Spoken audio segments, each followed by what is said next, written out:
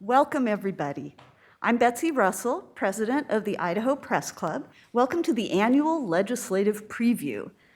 The Legislative Preview this year is sponsored by the Idaho Press Club. It has been known as the AP Legislative Preview for several years. We welcome all the members of the press here, and we are going to be hearing today from Governor Brad Little and from legislative leaders. After their remarks, they will be taking questions from credentialed Capitol correspondents. And I'd now like to introduce Melissa Davlin, Vice President of the Idaho Press Club, who is going to serve as our moderator today, and she will introduce the governor. Thanks so much for being here. I want to thank Governor Little for taking the time to do this. For the new reporters in the room, typically this event has served not as a way to scoop the governor on his own State of the State address on Monday, but to kind of give us an idea of what his priorities might be. So don't be surprised if you ask a question and he says, you'll find out on Monday. I am going to take, right. I'm going to take questions from credentialed Capitol correspondents. I will try to get to everybody in the order in which you raise your hands. We're going to go through questions one time, but if you have more questions, there should be time for you to ask more toward the end, especially if the governor is that succinct with all of his answers. So without further ado, Governor Brad Little. Thank you, and good morning, everyone. Yes, my breaking news is Monday at 1 o'clock, there'll be a State of the State. And our budget's ready. We've done some briefings of legislative leadership, both, and matter of fact, we're doing the minority today. I told you I'm versatile. And so we're going through quite a few of the interest groups about the education stakeholders, other ones about what we're doing. And like I said, the details will come out right after my State of the State, which I know you're all anxious to await. I think probably the one overarching issue is how things have changed in the last year. I know some of you have been covering the Economic Advisory Committee about what their predictions were a year ago. And in fact, as you well know, the agencies start submitting their budgets in the summer, and things have changed significant since then. So there's always a dynamic process, and I have no doubt that things will change, in the next couple months. But given what we know at this point in time, we're quite optimistic, and there's a lot of opportunity out there. So with that, Melissa, I'm ready to go. First question for Betsy. Governor, it sounds like you have a bit of a frog in your throat. We know that there is a very fast-spreading virus in our state right now as the Omicron variant comes to Idaho. Do you have concerns about the legislative session that convenes in person on Monday, and how will you approach it? We always do. I mean, we my office, what we do, as you well know, it's just the second floor that I have control over with my fellow constitutional officers. But, we monitor the situation and make changes. As you remember last year, there were times where, we wanted people to have an appointment before they came in the office, and we're being careful.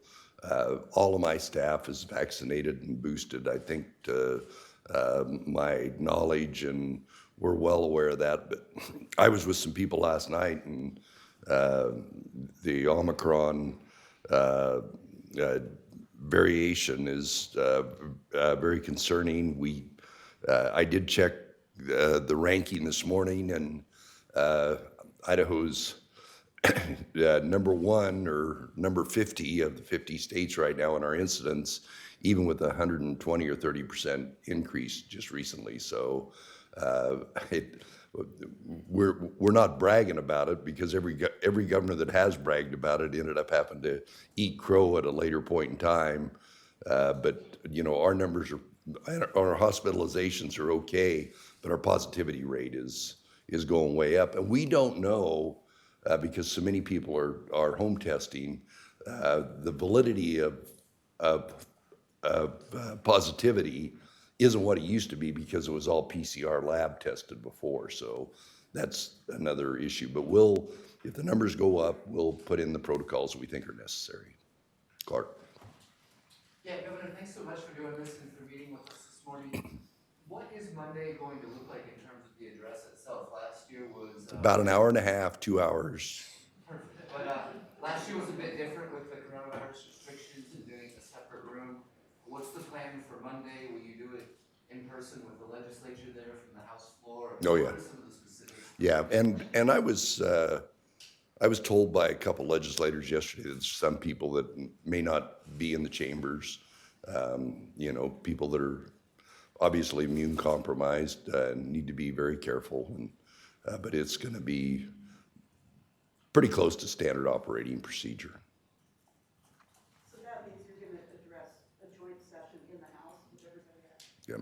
Do you anticipate the judicial branch, for instance, the other constitutional officers being in the room? Has that been contemplated yet? I don't know of any different, but every time I've met with the leaders in the judicial branch, they've been very careful. Of course, they're very concerned. They not only for their own health, but the fact that we're trying to get all these trials caught up, and they want to stay safe, and it's important for the state of Idaho that they do so.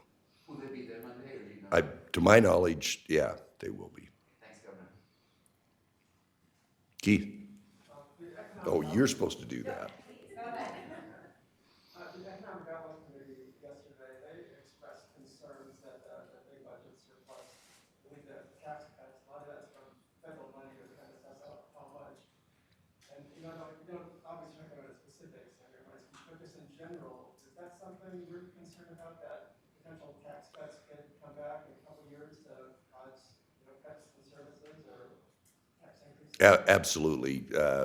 You know, you can't, and simultaneously with inflation, but you know, when the federal government spikes $3, $4, $5 trillion into the economy, it's going to have an impact, and it has had an impact. But and I think, and I don't know whose story I was reading this morning, and the economists, I think both our economists and the legislative budget economists rightfully pointed out that there's a lot of organic growth happening, you know, irrespective of what the federal dollars did.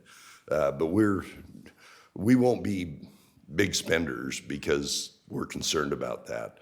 But you can't have the fastest growing economy, the fastest growing state, nationwide. For every 2 job openings, there's 1 seeker. In Idaho, it's 3 to 1.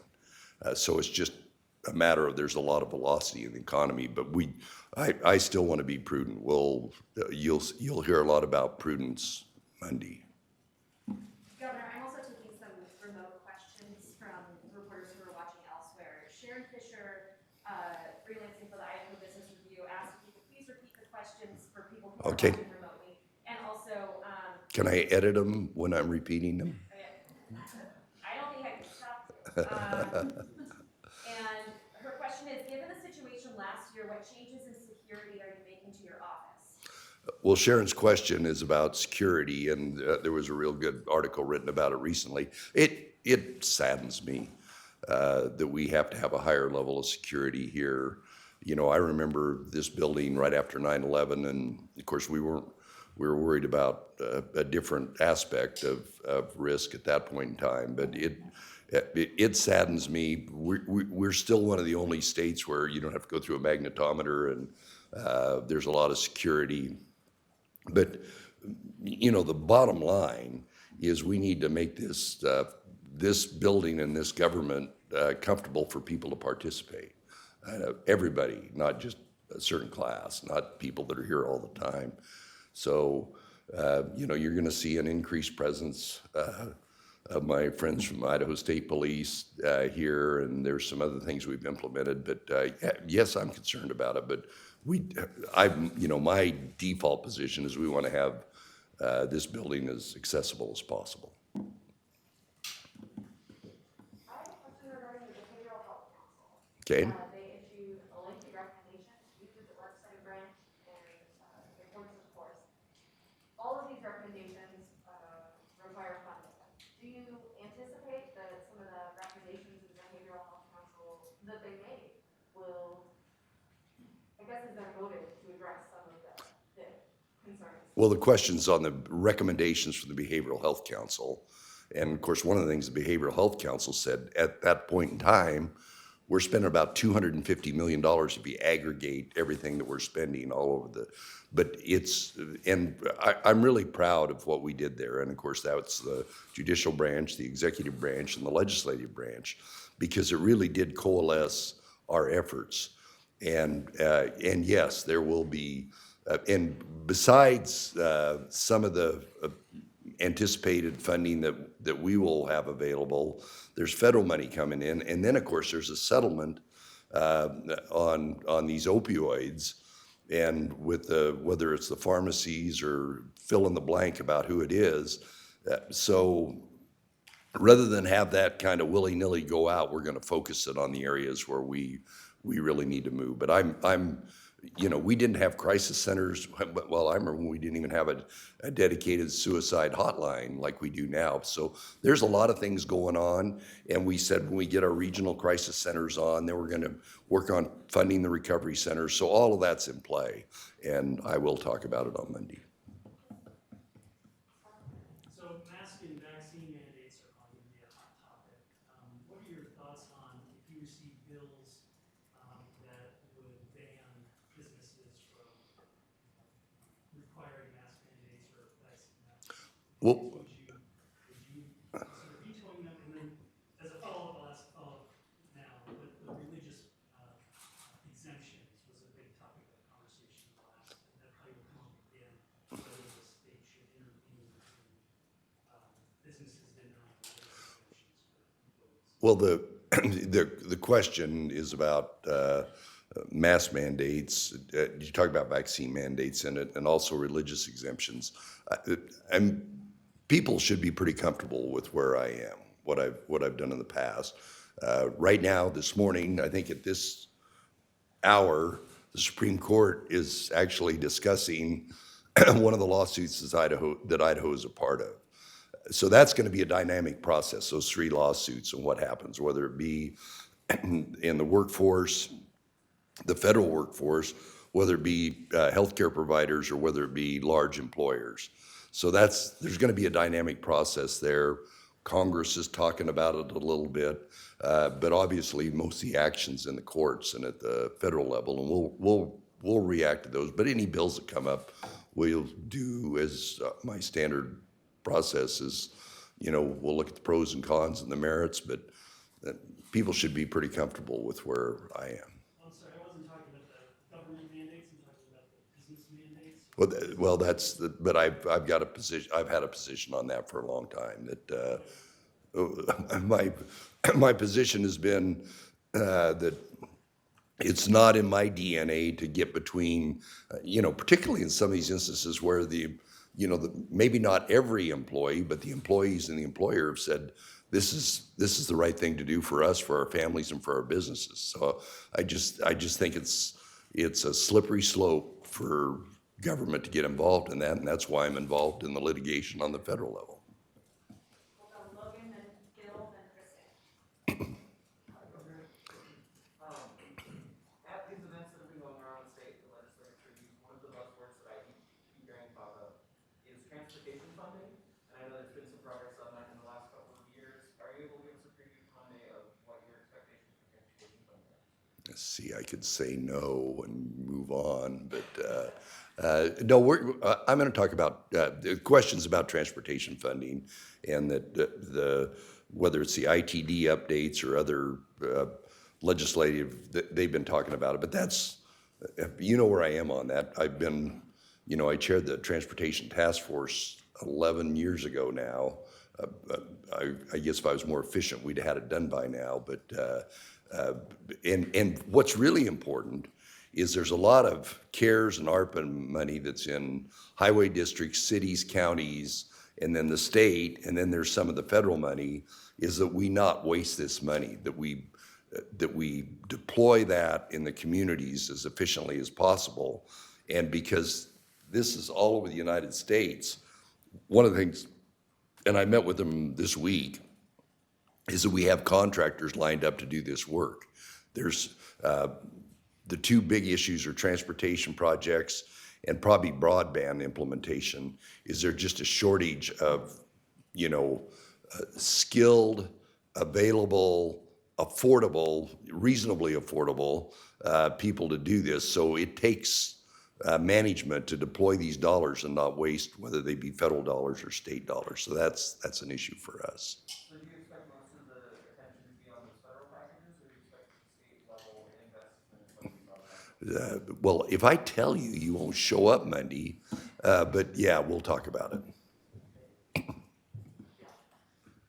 Governor, the last several years, the legislature has regularly made efforts to put new restrictions on the initiative process. They did it again last year. You signed the bill and the Supreme Court slapped it down pretty hard. I guess two questions. One is, given the Supreme Court's ruling on that lawsuit, are you embarrassed that you signed that bill? And secondly, if the legislature takes another round of restrictions this year, are you going to take the ruling into account in evaluating whether to sign it?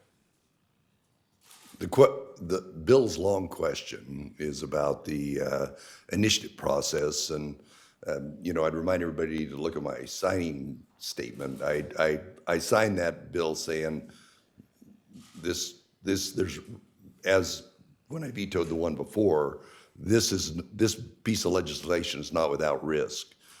I think what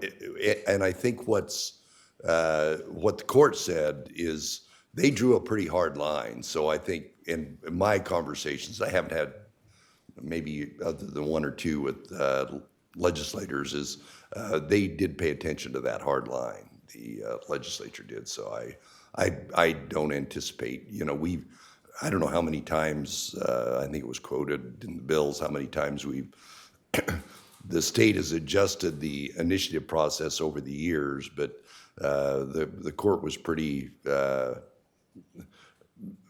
solid in what they said they thought that the legislature could do in the future. So I guess to me the broader issue is when you have the Supreme Court weigh in pretty clearly on an issue like that, does it cause you to evaluate your thought process that went into convincing you to sign?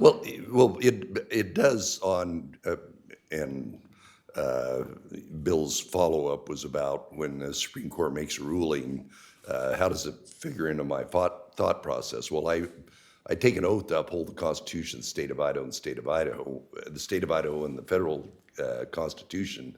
And if somebody has said this is a blatant violation of the Constitution, you have to take that into your analysis. And it was not as defined as it is since that ruling came out. Where am I? So this is about the budgeting. We've accrued a lot of surplus over the years, and I'm just curious how the coronavirus is affecting our surplus now. Are we getting more federal funding, or how does that kind of look a little different this year from previous years? Well, the Economic Advisory Committee that's meeting upstairs, they're meeting today too. That's part of what they're talking about. And I've been to some pretty sophisticated economic talks, and some of the most sophisticated people in the world said they didn't see the magnitude of the recovery from the pandemic. Obviously, the injection of a lot of dollars into it and a lot of liquidity made a difference. But there was a real pent-up in demand that was out there, and then just the incredible growth that's going on here in Idaho. In response to my earlier question, we're cognizant of it and we're aware of it, but there are not very many orange flags on our radar screen with what's going forward. But that still doesn't mean we shouldn't be prudent and careful.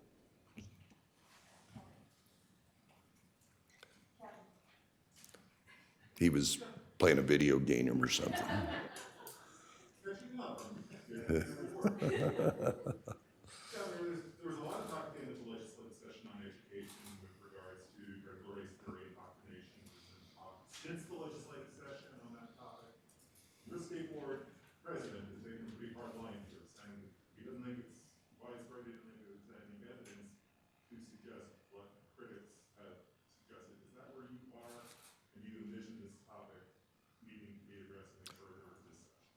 Well, you know, when I signed that legislation, and it's law now, I stated that even the authors in part of the debate recognized that there wasn't what was not well-defined, critical race theory wasn't an issue.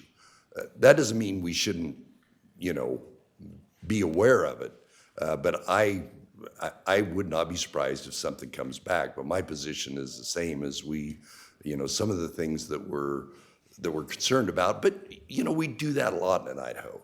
Something happens in some other state, something gets a lot of play, and people are concerned about it and try and set up a blocking maneuver in Idaho law. And so that's what I view that. You know, I'm much more concerned about the other aspects of education, and that's why I was uncomfortable with the debate, because it made it sound like all the teachers were trying to indoctrinate these children rather than teach them the fundamentals of education, which is my number one priority. And follow up, what's your top priority within education? Maybe with more review towards learning loss and pandemic. Absolutely, learning loss and continued emphasis on literacy. You know, making sure our kids are career and college ready, and that the colleges and career technical aspects are there. I tell you, the one uniform thing I hear when I'm around the state is that the workforce is critical, and that's career technical, and even kids getting out of high school with some skills to where they can go right to work. You know, good skills that they can do, and that's my priority. So. Governor, the Department of Health and Welfare initially said that they were going to run a bill this year that would legalize fentanyl testing strips, but have since pulled back and said they were going to focus on education instead, despite initial evidence showing that these testing strips can change people's behavior. Why is your administration holding this back while the crisis is getting worse? I don't have a clue. I mean, fentanyl is one of my biggest priorities, whether it be law enforcement, what we do. You know, did the Narcan deal. I don't know whether there's issue with the test. We absolutely need to test for fentanyl. I mean, it is incredibly disturbing about these pill mills that are lacing these pills with fentanyl, and whatever we need to do. But I'm not aware that they proposed putting out fentanyl testing and then they pulled it back, but I'll look into it.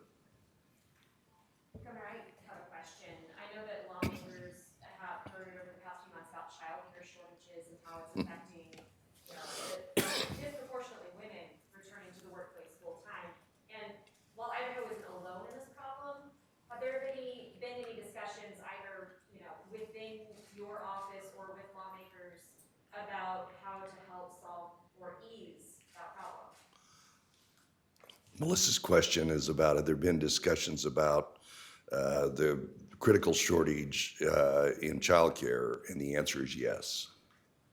Is that going to be something we might hear about on Monday? Yes. Kelsey? Governor, I've been digging into campaign finance reports for a couple months now, and it looks like you've raised about $1.1 million according to the Secretary of State's office, but you haven't announced formally the running yet. Are you prepared to announce anything today? Let's see. I'm not going to talk about my state of the state, and that's what I'm here to talk about. But you know, I wouldn't bet against it. How's that? Unless you get really good odds. I want to go back to the budget surplus.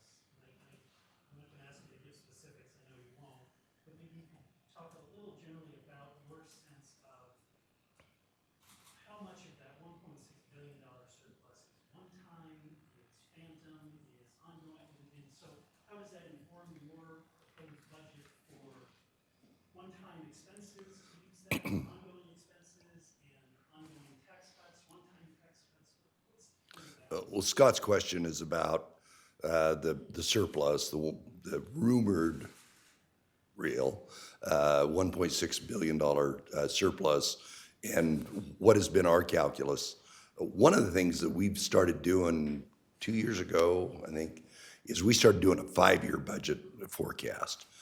So we're plugging numbers into it. We know that these federal, whether it be CARES or ARPA or the infrastructure, that those numbers are going to go down. So we're doing a 5-year forecast, which the state long should do, and so that's part of the way we do that. But we will not be willy-nilly spending money.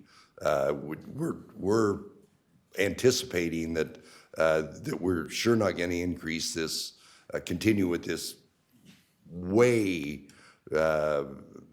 over our projection revenue going into the future. But we're going to have a new base because of all the new jobs, all the new wealth that's been created here.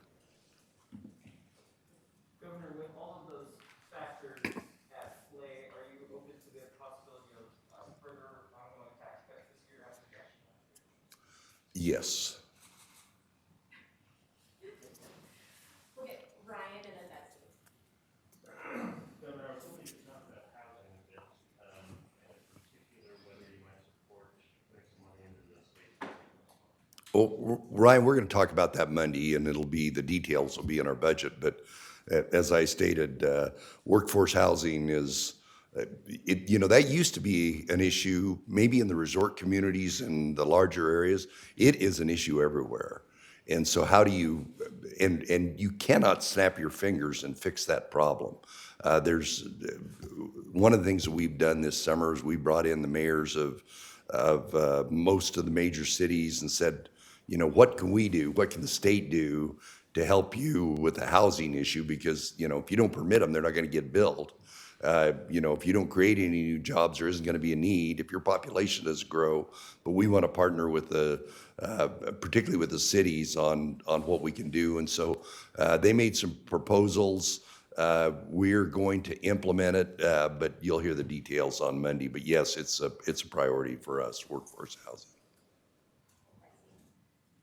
Governor, this is also on housing. You mentioned the economic outlook discussions yesterday, and during those discussions, the Idaho Department of Labor reported that since 2015, Idaho wages and income have gone up by 25 to 30%, but housing costs have gone up 150%, and that this could potentially jeopardize our economic growth in the future if we cannot house the employees we'll need to fill the new jobs that are being created. How are we going to address this? Betsy's question is the conundrum of the day about the projections on workforce needs, but the current trajectory of particularly residential housing. And, to me, it's starter houses, which is incredible because I think everybody here knows my goal is for our kids to stay here. They're not going to stay here if they can't get a house. So that's why it's such a high priority for me. But you can't fix the housing issue by snapping your finger. I don't want to snap my finger and have wages not continue to go up. In some of the business leaders I talk to, it's already having an impact. There are Idaho businesses that are trying to bring people in from other states. They're saying no because they can't find a house I can afford fill in the name of the city. There are businesses who their growth trajectory is being curbed by their ability to have new people there. It's a fact of life, but it's not like somebody got up and said, boy, we want to make houses unaffordable. We just can't build houses, and the pandemic had something to do with it, at a rate that's commensurate with our organic growth and all the people coming in from out of state. And so it's going to take a while, but it really, to me, the issue is the partnership between the state, the counties, the cities, planning and zoning. Roads are a big part of it. You build a good corridor out to a piece of real estate that's available and put in the right kind of housing there, it'll make a big difference. There's one of my favorite companies in Idaho right now that makes robots are building houses. When I first toured that company a year and a half ago, all their units were going to San Jose, California. The delta between the California market and the Idaho market has changed so much, they're gonna start deploying those units here in Idaho, which I didn't want houses to get unaffordable for that to work, but I'm delighted that these houses are gonna be in Idaho. So there's a lot of things, roads, sewer, water. There's a lot of water and sewer money in ARPA, which is gonna be available to these communities that we're gonna partner with them. So you build out infrastructure in a city, that's roads, water, sewer, all those things. And, you know, as you heard at the committee, some of the biggest growth we have in Idaho are people in the construction industry, people building these houses. So, but it's a problem, but it's not one that I can just snap my fingers and fix. But we're gonna make some proposals on Monday. Governor, local governments have said, as I'm sure you know, that they've had some problems with House Bill 389 from last year, with property taxes. And I think you yourself had some reservations at the time of the bill. I'm wondering if you would support making some changes to that bill during this session, or that law during the session, or if there are other property tax rules that you might consider supporting. Well, the question is, last year, the legislature passed a property tax bill the last day of the session, well, the first part of the last part of the session, on property tax that local units, particularly cities, had real issues with. I signed it with some trepidation. And even when I signed it, I said, the authors recognize that it's not perfect and it's probably going to come back and be fixed up, and I anticipate that. I don't know. I will guarantee you that it won't be all the fixes that some of the cities want, but there's some of, I mean, like the circuit breaker deal was really problematic in it. And, but hopefully it will be addressed early on in the session than it was last year.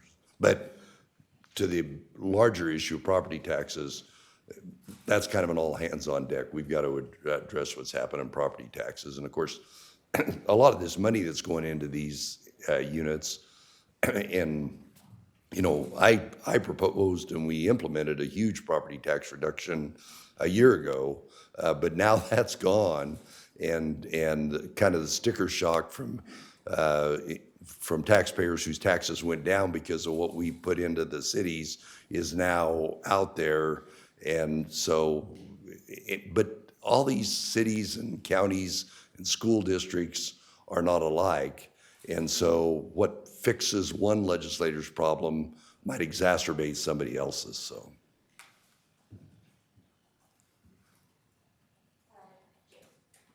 Governor, given the massive surplus that's currently projected and that holds, through June 30th, would you consider this session a success if, once again, the legislature rejects or fails to act on all the kindergarten?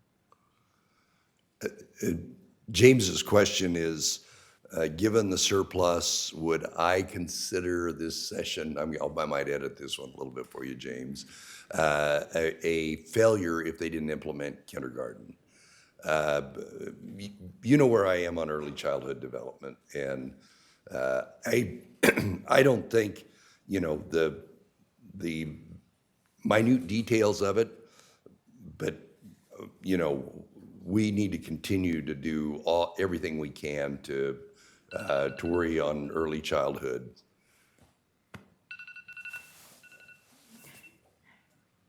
Says I have to go. No, I'm just kidding. I don't know what that was. I'm not trying to get out of your question, James, but we're going to work on early childhood, and kindergarten's a big part of that. Yeah, if they don't act on it in any sort of capacity this year, do you think that it's ever possible, given that this is such a massive surplus that we have that's record-breaking? I think something will take place.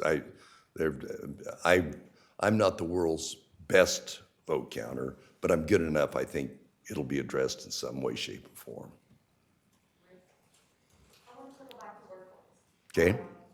Josh T-Walt has talked at length about the shortage of staff that he has at the facilities. I know they are hiring some more COs, but do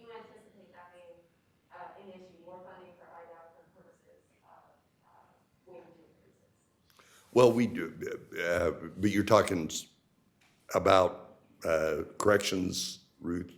Correct. Okay. Well, has Lori presented to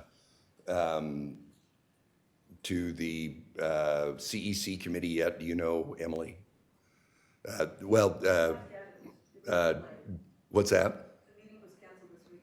Well, Director Wolf, and I don't want to get in front of her presentation, she's going to talk about literally all the agencies, what our vacancy rate is, what the turnover is. She's got a really good slide deck.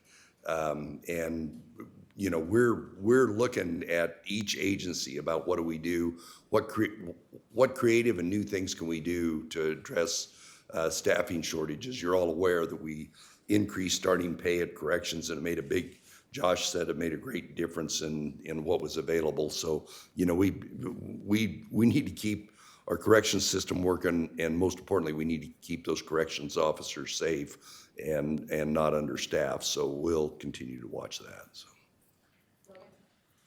Governor, at the beginning of each legislative session, the lawmakers put a lot of effort and time into reviewing the administrative rules. And I know the last couple of years, they have failed to act on them by the end of the session. Has that caused any dramatic impacts on your administration of actually running the day-to-day of Idaho's government? Or what is the value in all of that energy that goes into rules that are not for you to read? Well, for the real nerdy people listening, Logan's question is about the administrative rules, and that there's always been a process since we passed the Administrative Procedures Act, that at the end of the legislature, all the rules that are there become official, and then they're in place, and then in the early on session, the poor vice chairman of the committee gets the assignment of handling the rules. They get a big stack. It is the best system that I know of all 50 states. But the fact that they haven't been renewing it made it a little worse. But we're frankly, you know, it's kind of standard operating procedure. We wish they would, and I would urge them to, but if they don't want to, we'll just redo them as we do in June and get them up and get them going. But, you know, from the rules process, one of the things that the legislature it has been a part of is our new system where we do zero-based regulation, where we take like a third of the rules or a quarter or 20% of the rules and go top to bottom to make sure that they're what we want them to do.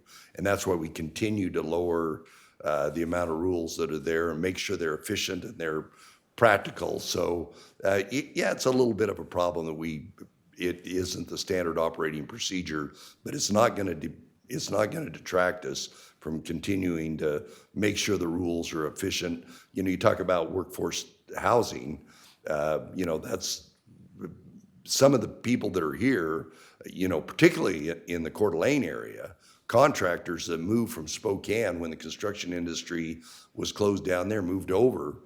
You talk to those smaller contractors, say it is so much easier to get our work done in Idaho, and that's why what I think Rathdrum's the fastest growing city in the state, maybe in the country, because a lot of those Spokane contractors moved over there because they could go to work and they've stayed here.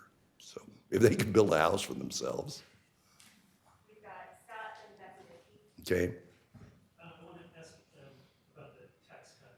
The details that we've heard, at least, is a $200 million tax cut to the personal income tax, going down from 6.5% into 6%. My question is has there been analysis, and Representative Munn said that you're in support of this. My question is, has there been any sort of analysis of impact of that kind of tax cut, not only on the taxpayers and what would be most effective in the economy, but also what impact that has long-term on the state budget? Well, Scott's question is about if the legislature were to continue to lower the rates, and what would the impact be? I'll go back to my previous response, Scott, and that's why we do a 5-year budget. One of the things that I'm passionate about, and I think there's a proposal out there, is the sufficiency of fiscal notes, and that when we do a tax bill or any other bill, that we really have a good grasp on what the fiscal impact of it is. And I think there's a proposal, somebody asked me about, I said, well, anything you do to increase the efficiency of the fiscal note and the accuracy of it is the right thing to do. And then you put it into our new 5-year budgeting plan, and then you know what is it sustainable or not. And then, and you lay that on top of having adequate rainy day funds. You layer that on top of what do you do to lower the annual operating cost of state government. Those all have to play into that 5-year model, so that if you do that, you have confidence that it's not going to cause irreparable harm, or you'll have to increase taxes later. So, where am I? The Idaho Republican Party, your party, is I've heard of those guys. currently considering a proposed rule change to require party officials, a central committee, to approve any candidate who might appear on a primary ballot, rather than just leave it open to let people run and let the voters decide. What do you think of that proposal, and are you for it or against it as the top official of the Idaho Republican Party in office right now? Well, if I am the top official, I didn't hear about it until yesterday. Somebody called me about it yesterday, and I made a few phone calls and talked to some people yesterday. I don't know that it's going to go anywhere. I mean, it literally, if that passed in a small county, maybe 3 Central Committee people could show up and decide who the only candidate is on the Republican ballot for prosecutor, sheriff, fill in the blank. Because it goes down to county for the county elected. It's legislative district for the legislative district, and then it's the state central committee for we constitutional officers and the House and Senate members. But even more concerning, particularly this year, is whenever the Supreme Court resolves reapportionment, you will have a legislative district committee selecting who's on the slate for a legislative district that doesn't even exist. They don't even represent it. Because the precinct committee people are elected in May, and it's the ones that were elected or appointed from 2 years ago that are making the decision about who the legislator is in a district that they don't even belong in.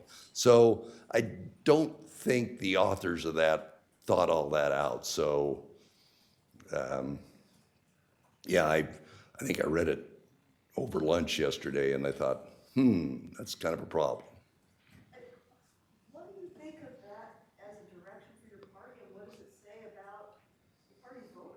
Well, Chairman Luna put out a little presser yesterday, and he said, any central committee can propose a rule change. So, we got 35 districts, 44 counties, so 80 different groups can propose a rule change. This was one of the 80 that did that, so we'll see. Planning to oppose it?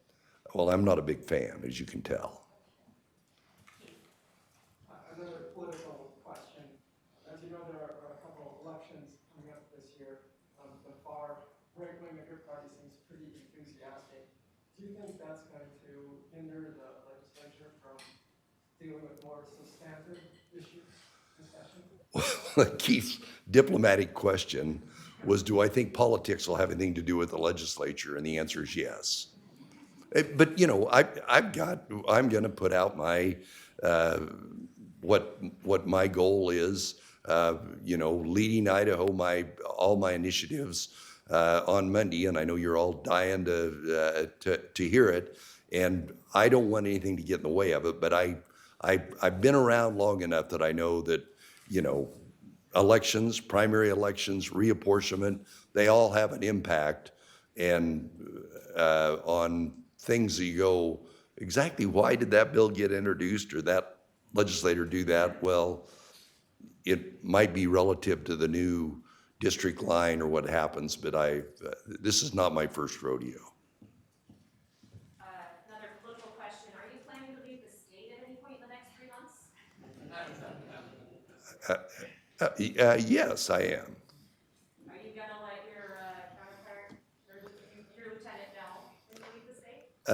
We, in conjunction with kind of some advice and counsel from the Attorney General's office, if I think I'm going to be unavailable, absolutely, but if I'm going to be available, maybe not. But we'll see, depends upon the situation. Are those, out-of-state travel plans gonna be on your public calendar? At some point in time. Also, travel and appointments, we generally, other than like the Western Governors that I'm chairman of, we generally kind of put them in a file and then we do scheduling meetings depending upon, it kind of depends upon what the legislature does, and what other actions are there. So we're dynamic and fluid in that.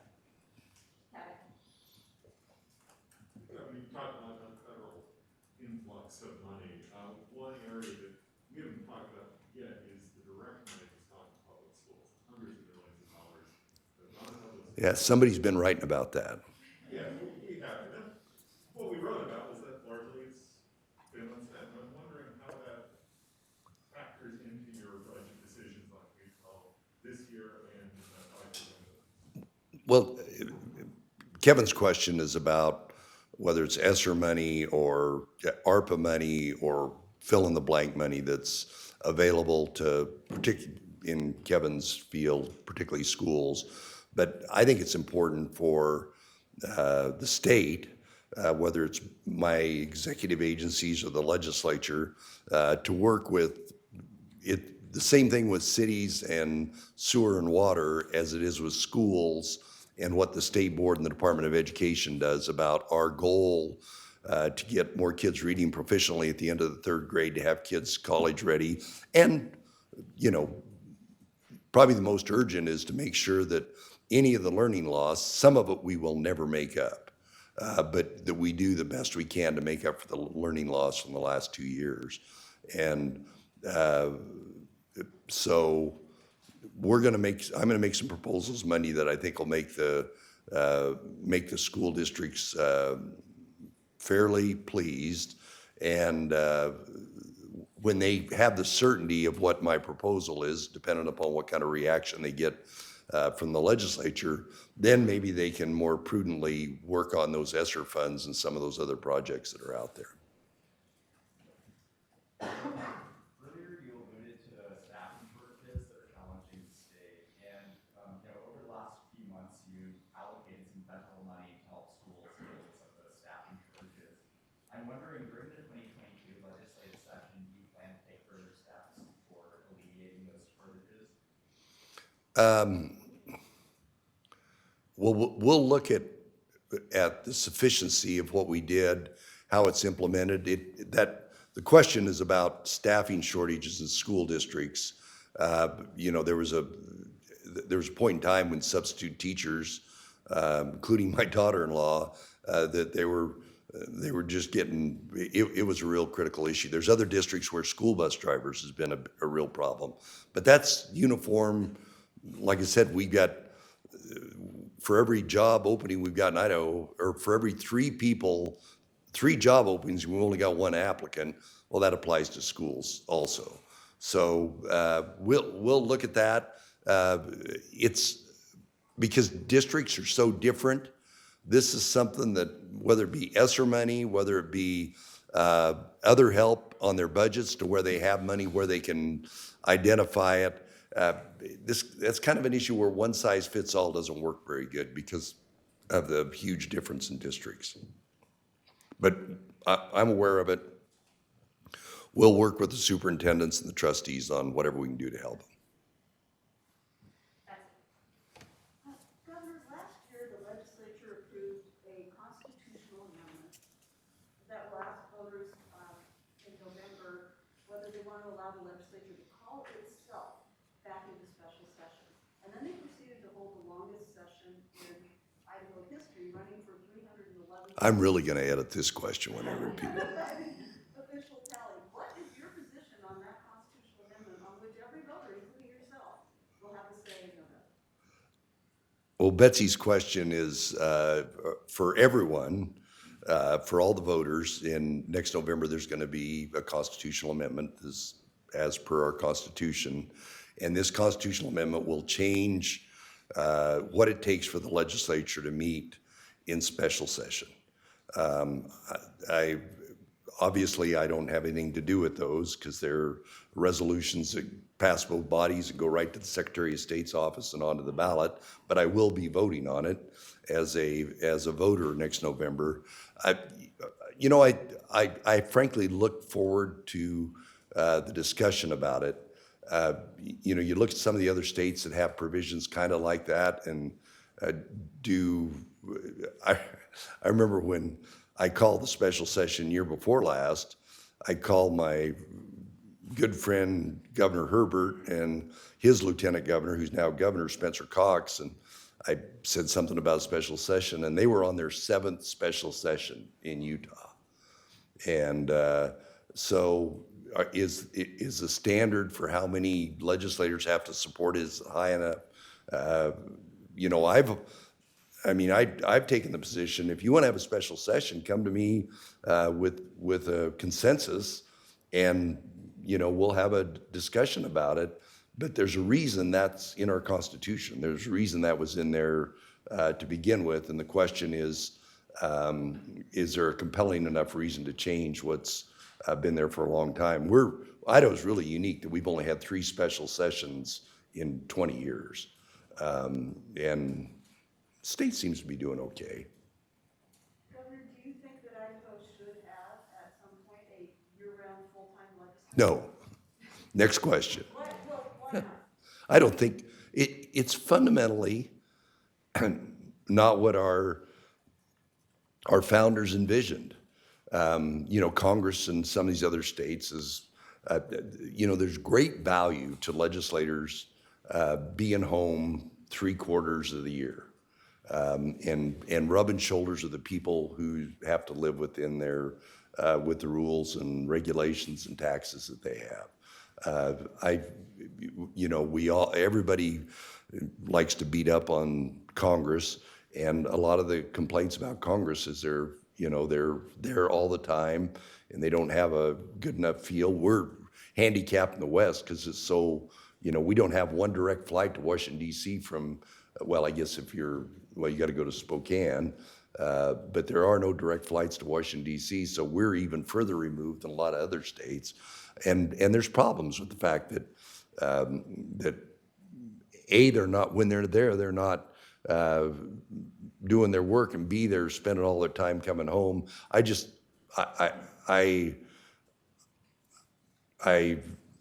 may happen, but it's going to be a long, long time. I know the people of Idaho good enough to know they don't want a full-time Idaho legislature. We've got time for one more question. It goes to Clark. Governor, what's your thought on Idaho's redistricting plan, and are you confident that the legal challenges will be resolved in order to have our primary election on time? Well, the question is about redistricting. I am 100% certain my district's going to be the same when the Supreme Court gets done with it, and that is a process. I remember when Mike Simpson and Jerry Twiggs proposed that constitutional amendment, and there have been a lot of criticism of it, and I viewed it multiple times prior to that change in our Constitution. And the committee this year, I think, did as good a job. They went out, they listened to all the interest groups, they went all over the state, they had great deliberation. There's never a perfect redistricting. And in Idaho in particular, with the shape of the state, the only district that's ever guaranteed is District 1. The Bonners Ferry is going to be in District 1. Everything else is a crapshoot. Until a city reaches 52,500 or a county, as has Madison County. So you start off the map with District 1 up there in Madison County, and then you got to build everything around it. And what I hope, and this is way out of my wheelhouse, what I hope the legislature doesn't do is, or the court doesn't do, is add more restrictions so that the good people on that committee can roll up their sleeves and negotiate this without more narrowing sideboards from the Supreme Court. Just a quick follow-up, time is a factor. Are you confident that the primary election will be able to take place? I think so. The fact that I don't know. I don't know that we've ever had a unanimous vote for a plan since we've done that. Betsy, you're my historian. This is the first time that was, the second time that they had a unanimous. But it's, usually it's much more contentious. But it's, like I said, somebody's ox is always going to get gored, particularly these big districts. The current District 8 that starts at Pollock and goes all the way to Sandpoint is, and my district that goes from Leadore to Letha, those are tough districts to be represented in, but they're compliant with both the Idaho and the U.S. Constitution. So, all right, thank you very much.